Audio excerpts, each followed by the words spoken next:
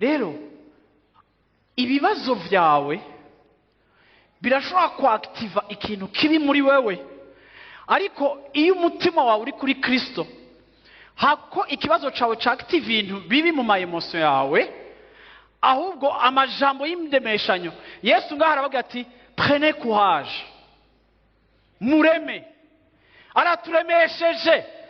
Iyo uri kuraca mu bibazo, iyo uri kurahura n'amakuru mabi, Yesu arakuremesheje akubwira ngo bizoshika, ariko nureme muri kugwera iki, kuko jewe naranesheje.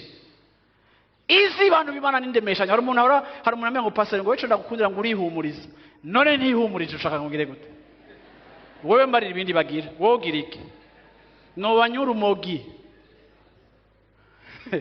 Ntegereza kwiyubaka, ntegereza kwiremeshereza mucavuga. Haleluya! Kuko yaravuze ngo muzomenya ukuri naho kuzogera gute, kuzobaha umwidegemvyo.